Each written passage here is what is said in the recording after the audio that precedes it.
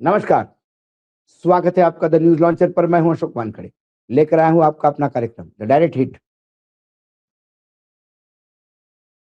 आदरणीय प्रधानमंत्री नरेंद्र मोदी जी हमारे साहब एक दिन का टूर करके आए, लंबा-चौड़ा भाषण दे के आए और उस राज्य की जनता को ये बताने का प्रयास करके आए, अरे आपको तो पाकिस्तान भेज रहे थे, कांग्रेस। ये तो बारडोलाई साहब है, जो आसाम को बचा गए। उस पे बहुत बातें हो चुकी है, कौन झूठ बोल रहा है, कौन सच बोल रहा है। कांग्रेस ने पूरी जन्मकुंडली ली थी, लेकिन साहब भाषण दे के दिल्ली लौटे ही नहीं, वहां भयानक बवाल मचा और भाजपा के ही एक बड़े नेता का घर जला डाला। जिले में कर्फ्यू लगा दिया गया। बात आसाम की है। हेमंत विश्व शर्मा जो योगी आदित्यनाथ के साथ हिंदुत्व के ध्वजवाहक होने की कंपटीशन में है, ये वही हेमंत विश्व शर्मा है जिनके भ्रष्टाचार को लेकर बीजेपी ने, जब कांग्रेस का राज था, तो असेंबली एक सप्ताह तक चलने नहीं दी थी। लेकिन फिर ड्राई क्लीनिंग के बाद हेमंत शर्मा ठीक हो गए और अब वो मुख्यमंत्री है बीजेपी के। आसाम के पश्चिमी कार्बी अंगलोंग जिले में बेदखली की मांग से जुड़े विरोध प्रदर्शन हिंसक हो उठा। ये बात सोमवार की है, 23 तारीख की। प्रदर्शनकारियों ने कार्बी अंगलोग स्वायत्ता परिषद के मुख्य कार्यकारी सदस्य और भाजपा के नेता तुलीराम रोंगहांग के डोंग कामुकाम स्थित पुश्तैनी घर को आग लगा दी और पथराव किया। इसी बीच प्रशासन ने जिले में तनाव बढ़ने के कारण सार्वजनिक व्यवस्था और शांति बनाए रखने के लिए भारतीय न्याय सुरक्षा संहिता बीएनएसएस की धारा 163 लागू की है। वहां के अधिकारियों के अनुसार सोमवार को पुलिस द्वारा भीड़ को तितर-बितर करने के लिए बल प्रयोग करने पर कम से कम 3 लोग घायल हुए। शाम को अतिरिक्त पुलिस बल, सीआरपीएफ और पुलिस कमांडो मौके पे भेजे गए। जिला प्रशासन ने शांति व्यवस्था भंग होते और जन जीवन व संपत्ति को खतरा होने की आशंका जताते हुए प्रतिबंधात्मक आदेश लागू कर दिए। ज्ञात हो, पश्चिम कार्बी आंगलोंग एक आदिवासी बहुल पहाड़ी जिला है, जो संविधान की छठी अनुसूची के तहत कार्बी आंगलोंग स्वायत्ता परिषद के अधिकार क्षेत्र में आता है। जिले में तनाव उन 9 लोगों के आमरण अनशन से जुड़ा है, जो पिछले 2 सप्ताह से परिषद क्षेत्र के प्रोफेशनल ग्रेजिंग रिजर्व पीजीआर और विलेज ग्रेजिंग रिजर्व वीजीआर आरक्षण चारागाह भूमि पर बेदखली की मांग को लेकर पेलांग में धरना पे बैठे थे, जो कार्बी आदिवासी संगठन की लंबे समय से चल रही एक मांग है। बेसिकली ये वो आदिवासी जिला है और जहाँ पे बहुत स सालों से एक मांग है और वो मांग ये है कि जो गोचर की ज़मीन, उसके ऊपर कुछ अतिक्रमण हुआ है, उसको हटाने को लेकर ये आंदोलन था।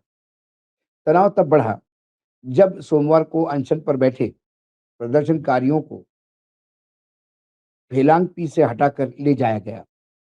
कानून व्यवस्था के आईजीपी अखिलेश सिंह ने कहा कि उन्हें मेडिकल कारणों से गुवाहाटी ले जाया गया, क्योंकि 15 दिन के अनशन के बाद उनकी हालत बिगड़ सकती थी। पथराव और झड़प के दौरान 3 प्रदर्शनकारी और कुछ सुरक्षाकर्मी घायल हो गए। स्थिति काबू में लाने के लिए पुलिस ने हवाई फायर करना पड़ा। इसके अलावा भीड़ ने पास के बस्ती क्षेत्र में कई घरों, स्कूल बस और अन्य ढांचों का नुकसान पहुंचाया। हिंसा के बाद रोंगहांग ने मीडिया से कहा, इसे गिरफ्तारी के रूप में गलत समझा गया। उन्होंने कहा कि हमें उनके अनशन से आपत्ति नहीं थी, लेकिन मामला बातचीत से सुलझाया जाना चाहिए। हमने उन्हें दीफू आकर चर्चा करने के लिए कहा था और आज शाम 4 बजे परिषद के कॉन्फ्रेंस रूम में बैठक तय थी। लेकिन कुछ पुलिस लोगों को इजाजत के लिए गुवाहाटी मेडिकल कॉलेज ले गई। लोगों के मन में यह गलतफहमी फैल गई कि उन्हें गिरफ्तार किया गया।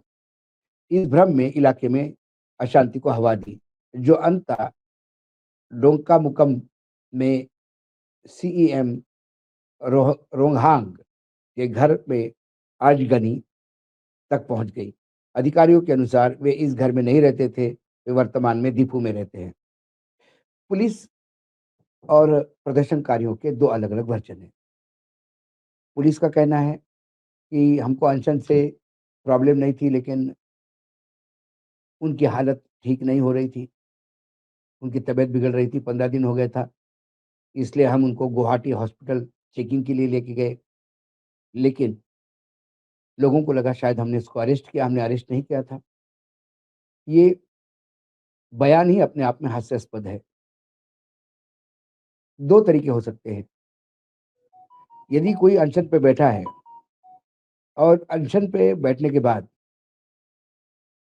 वो आमरण अनशन पे बैठा है, 15 दिन हो गए और 15 दिन के बाद पुलिस यदि उनको उठाने आई, तो या तो वो पुलिस के साथ स्वेच्छा से चल देते हैं, तो अनशन समाप्ति माना जाता है, अनशन ही समाप्त करके चल देते हैं, या फिर पुलिस उनको जबरिया उठा के ले जाती है। जब पुलिस जबरिया उठा के ले जाती है, उसी को ही अरेस्ट कहते हैं। पुलिस ने दादागिरी से उनको उठाया, हॉस्पिटल ले गए और तबीयत खराब होने के बहाने शायद उनका अनशन तोड़ने का प्लान होगा, लेकिन वही बात विस्फोटक हो गई। अब पुलिस कह रही है कि हमने अरेस्ट नहीं किया, हम तो उनकी तबीयत के लिए ले जाते थे। क्या पुलिस किसी डॉक्टर को लेके गए वहाँ पे? क्या डॉक्टर ने उनको चेक किया था अनशन के स्थान पर? ऐसे कई जगह है, जो सवाल के जवाब पुलिस के पास भी नहीं है या किसी के पास हो नहीं सकते, क्योंकि पुलिस झूठ बोल रही है। आईजीपी सिंह ने कहा कि उन्होंने सीईएम के पुश्तैनी घर के आग लगा दी, भीड़ को तितर-बितर करने के लिए बल का प्रयोग करना पड़ा। स्थिति शाम तक नियंत्रण में आ गई। इसके बाद खेवनी में फिर तनाव शुरू हो गया, जहाँ भीड़ ने थाने के पास पथराव किया और बिहारी तथा नेपाली समुदाय के लोगों पर हमले की कोशिश की।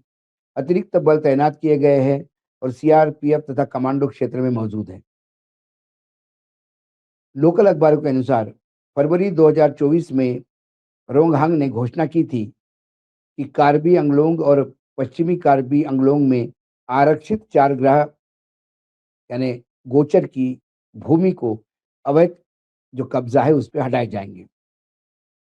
उन्होंने कहा था कि सिर्फ कार्बी अंगलोंग के डोंगमाकुमा में, हवाईपुरा मौजे में पीजीआर और वीजीआर भूमि पर 1983 परिवार अवैध तरीके से बसे हैं।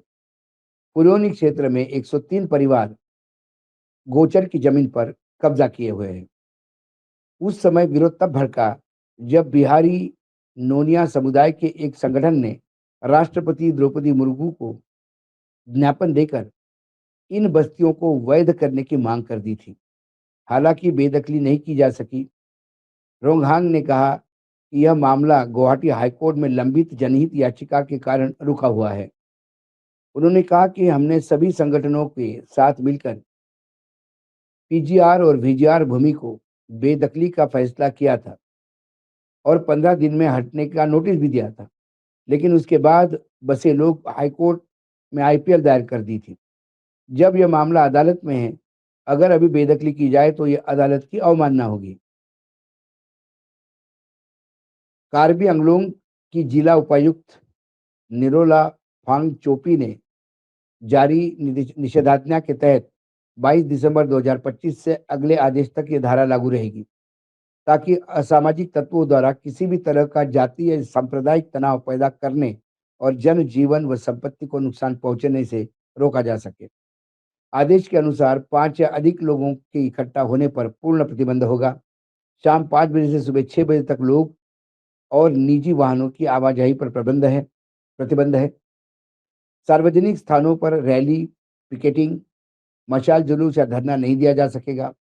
हथियार ले जाना, आतिशबाजी करना प्रतिबंधित है। भड़काऊ या राष्ट्र विरोधी भाषण, पोस्टर या दीवार लेखन पर रोक है। बिना अनुमति लाउडस्पीकर और माइक्रोफोन का उपयोग भी नहीं मनाही है। हालांकि पुलिस सेवा और ड्यूटी पर तैनात अधिकारियों इन प्रतिबंधों से मुक्त रहेंगे।